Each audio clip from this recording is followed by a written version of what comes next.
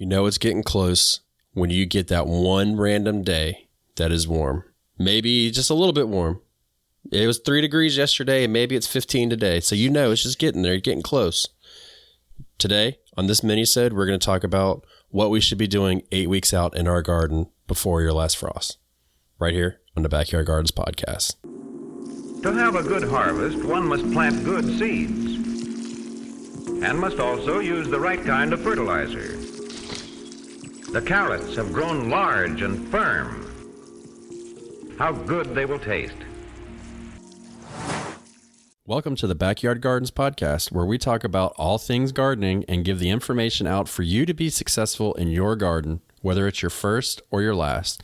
We are your hosts, Ben, the backyard gardener, and Batavia, the front yard gardener. One in the country, one in the city. Now get ready as we dig deep into this wonderful world of gardening as we learn to grow and grow for change. All right, go fast. Take off your socks. It's time to come out of them. No way, Jose. I'm just telling you. It's not time yet. Yeah, it's time. Okay. Yeah, it's time. Okay. But this is also a good time if you have a spring garden that you've been planning for and wanting and getting ready to nourish. There's some vegetables that are so excited. They want you to start them like now. So, it's 8 weeks. Let's take a split second here and just relish this next sentence that's going to come out of my mouth. Oh. It is time for you to start some seeds. You're welcome.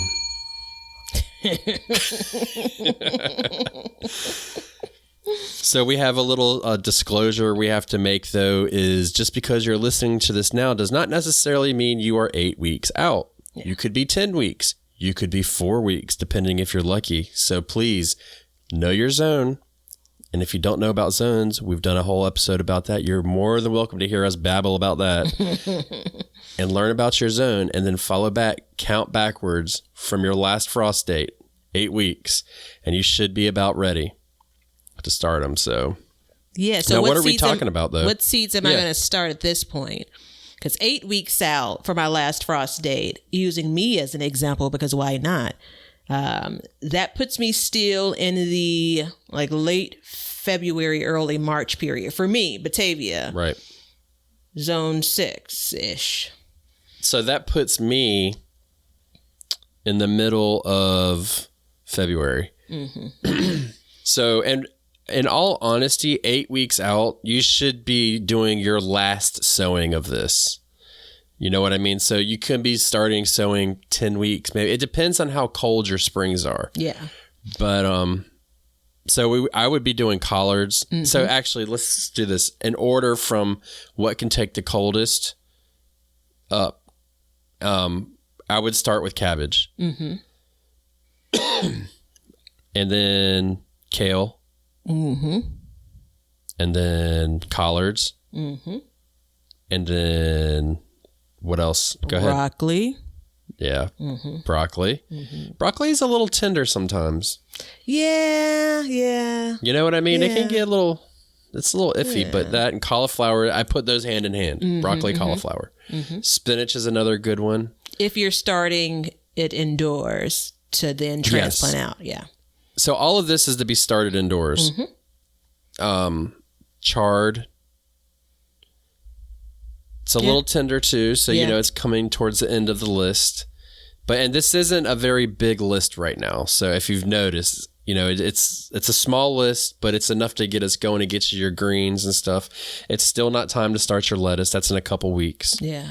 We're really focused here on more cooler weather crops. So we're not, while there may be some summer vegetables that you can start around this time frame. For this Minisode, we're talking about the cool vegetables from your garden. That's right. And you know why we're not talking about those? Because even though you can start them and you read to say 6 to 8 weeks, I don't ever do 8 weeks out. Never, ever. Yeah. No, because usually the way I look at it is after it gets warm, after your last frost date, it's still a little too cold for some stuff.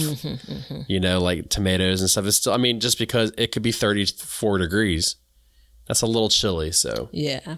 And I think it's that balance though, because in some instances, like you speak and then you see the red in my eyes because you just have a longer warm spell compared to me. Right. You know, so you have a little bit more time to play around with. God bless you. Yeah. You I definitely do have more time, but then you have to think about it too. Cause once it gets to be, spring, I warm up and you're still cool growing these things. And I like growing cool weather crops better. I'm having a better time growing them. Yeah. So this is my first spring garden, and once I'm 8 weeks out, I'm going all in. Everything that being named, that's what's going to get started in the grow room. Yeah. And I'm not going to leave them growing for 8 weeks, just as a heads up, right? You know, it's 8 weeks out, they'll get started. My plan is somewhere around some weeks later, you know, once they get some growth, maybe 6 weeks later. God bless you. I got something in my throat. Okay. Not sneezing. Well, I mean, he still blesses you. So as I was saying, you'd basically be transplanting those out, but I think I'm going a little bit longer than we want to go in this Minisode. So I'm going to pull it back. Well, let me ask you this, because we got a minute. How far out are you at the time of this recording from your last frost? Oh, good night. I'm going to have to do some garden math here. Yeah, you're going to have to do some easy counting. I'm about 11 weeks out. 11 weeks? That's right. I'm 12 weeks out, so that's not possible. Uh-oh, maybe not. Let me see. What's today? I got it. I remembered what today was. Hold on. I think that maybe I'm right in this case. Or completely wrong. 13 weeks. Let's go with 13 weeks, Bob. Okay. So even though you're 13 weeks out, you're still at that time frame. You're pretty damn cold, right? Mm-hmm. Yeah. Like your days are going to be, what roughly are they around that time frame? This is a mild winter. So at this point, we're looking at... Well, we're running off 100-year averages. So just, go with it. We're at highs of 30 degrees. So we're right at the freezing point consistently. And see, for me, we are at 50, 60, even 70 degrees during the day. Mm-hmm. So at this point, I'm 12 weeks out. I'm still growing. I have all of this stuff started already 12 weeks out. Yeah. But because I get warmer faster than you, I can do that. So because you want to take advantage of what your cool is considered, colder cool is considered. Yeah. Yes. Now I will say this too, because I have the greenhouse that I was like, well, I can start it because if nothing else, I can stick it in the greenhouse. So Plan B. Typically I would have waited maybe another couple weeks, but everything's going. So, just pay attention to your weather and then, adjust accordingly as needed. You know what I mean? Yeah. I'm really trying to be diligent to this is my schedule. Like this is what I've defined as my schedule and sticking to it because I'm so tempted in. Well, my last frost date is like April the 18th, but it really, come on. Like instead of adding 2 weeks, like let's just go 2 weeks from that. All right, May 1st, right? Because I think if you listen to some last year episodes, I was all about the May 1st start date when it comes to planting, which I don't know. We still may be here. We'll see. No, I think that's a good date for your like your summer veggies and stuff like that. But, for me, it's like at 8 weeks out, I'm sticking a lot of this stuff in the ground or getting ready to. And then I'm also, because it's warmer here, I'm seeding turnips, rutabagas, radishes, and probably everything else that you've heard us say. I'm going to go ahead and direct sow some into my garden as well. So all of those will be sowed in at the exact same time. And then moving forward, it kind of ramps up from there, right? Yeah, I was just doing some quick math here. And so for me, I'd be starting 8 weeks out. Let's just call it collards because I love them, and then I'm going to let those grow about 5 weeks, let's call it, right? So Right. they're in my grow room growing about 5 weeks. And then at that 5th week mark, I'm going to start, because it's getting closer, man. I'm already out of socks, but I mean, for normal people, maybe you're taking socks off around this period. So that puts me right around the, mid to end of, probably closer to the end of March for me, based on my last frost date, average last frost date. Hardening things off, and then I'm actually getting them into the ground for these cool weather crops in advance of that last frost date. That's the key when it comes to these particular vegetables. And that ties back to your point of your last frost date, which I think is just a week before mine. That temperature is going to shoot up weeks from that date, Yeah, I mean, for us, our last frost date, it's crazy. We won't have a frost for 2 weeks before our last frost date, and then the day before we'll get a frost. Yeah.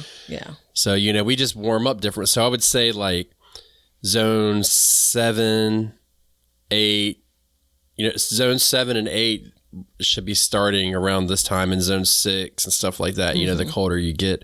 But that's why it's really important to know your weather. Yeah. And pay attention to it, and look at the, what was that website that you used, timeanddate.com? Yep. Thank you. Yeah. It's my favorite. So, one of my favorite. You know what though? It's good because you can look at it and be like, well, what was it last year? Mm-hmm. And then you'll get So I mean, 100-year average, whatever. Because so if you use me as an example again, if I go with April the 18th, let's look back at the end of April and more specifically May. Like, did I get really hot weather in May? And it's going to show that I didn't. So I'm going to feel good about my cool weather crops being planted a couple of weeks before that last frost, being in the garden and still enjoying all that cool weather for, I'm going to say a month plus, they'll have some outdoor growing time before that weather even starts to get warm, let alone consistently warm. Yeah. And if you want to see what we're doing in our gardens at this time frame, just check us out individually on the podcast or on Instagram, or even the Backyard Gardens TV Backyard Gardens TV Instagram, and then you'll see what we're doing. It's not like we keep it a secret, and we kind of do. Like, you're at the upper end of the zones for the country, and I think I'm about in the average end. I think 8A is, I think that's about average. So I see a lot of people, and bless you. Thank you. Bless you. But look, you're getting close, people. Get your fingers dirty. Don't get your whole hand dirty. Just get your fingers dirty. Just get in there and poke at it and get your seed in there and all that stuff. And,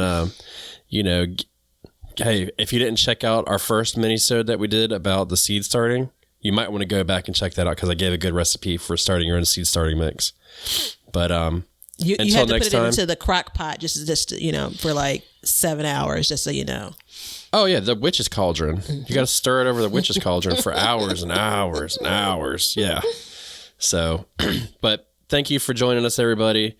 And until next Tuesday, when we give you another quick tip to get you going in your garden, we'll see you then. See ya. Thanks for listening and hanging out with us today. If you want to continue the conversation or just see what we've been up to, feel free to follow us on Instagram at Backyard Gardens TV. And we'd love to see your gardens and what you've been up to. So tag your photos with hashtag BYG Podcast, and we'll share them and help you out with whatever kind of issues you have. We love seeing what you guys are doing. And if you want to see some videos that we were producing, you can follow us on YouTube at Backyard Gardens TV. And we'll be posting clips and podcasts and recipes and vlogs and greenhouse stuff and all that good stuff. Everything to keep your garden soul happy. So head on over to our social media pages and give us a like, a follow, and a subscribe. And until next time, learn to grow for change. And we're going to call this one a wrap. Now you know why people feel like celebrating at harvest time. All over the world, people have feasting and good times when the crops have been gathered in.